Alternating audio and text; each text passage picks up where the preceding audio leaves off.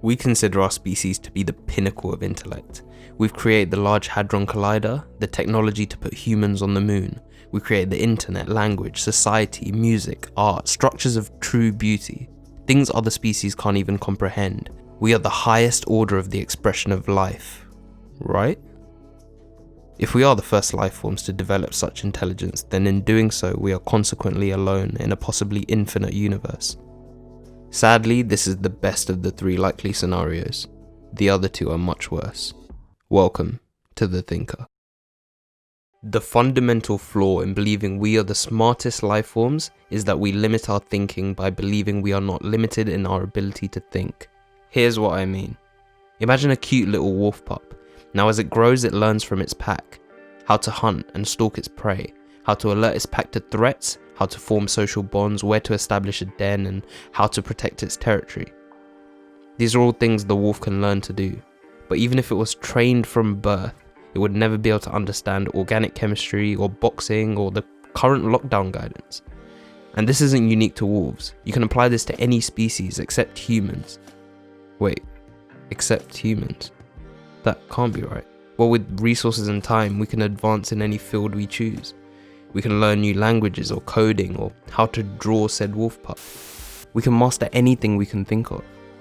But that's exactly it. The things we can't think of.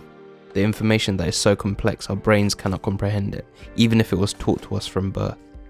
That might be confusing to consider, but we have to assume that there is information where regardless of how much it is explained to us, we will never understand it. The truth is, we can't even comprehend what it is we can't comprehend. The same way the wolf won't of its own accord spontaneously consider its inability to understand organic chemistry. In short, we don't know what we can never know. Which is why if we are ever visited by aliens, we are so family friendly. The universe is littered with bodies of mass with habitable conditions similar to Earth that have been around far, far longer than we have. And so if there is life elsewhere that we failed to detect due to our pathetic infant primate technology, the likelihood is that they are orders of magnitude more evolved biologically and advanced technologically, especially if they've already developed the means to travel over and pay us a visit. I mean, think of the way we treat other animals on our planet that we believe to be intellectually inferior. We exploit them for resources, we cage and slaughter them for food, cut down their homes for wood and leave them in an environment they're not adapted for to die. If aliens with intelligence far superior to ours visit us, we become the animals. Do you think they would even spare a second to explain to us what's happening while they exploit us and extract our resources? They wouldn't require us to understand, the same way we don't require animal approval when we're cutting down the rainforest. But what if we attempted to communicate, come to some arrangement? They could teach us so much, and it's true. There would be so much to learn from such advanced life forms. But the truth is that it's silly to consider ourselves worth their time. Not one person on the planet would dedicate money and resources into building some kind of neural extension technology that allowed animals to understand human concepts. They are so far behind in their capabilities, it's simply not worth our time to help them, except to satisfy our own curiosity. It would be only human arrogance to assume alien life would not see us the same way. All of this assumes that aliens would be similar to us. But if they are anything like we are on Earth, then we know that higher intelligence does not correlate with kindness. But maybe we are not the first, but we are alone. This is still terrible.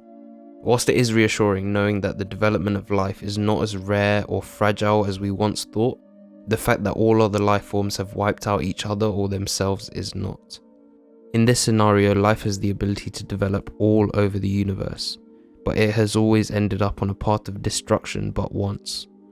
We can only speculate on what could have caused these extinction events, how far we are from our own extinction event, and if we'll be the first to overcome it. I want to say a big thank you to my first patron who's on the screen now.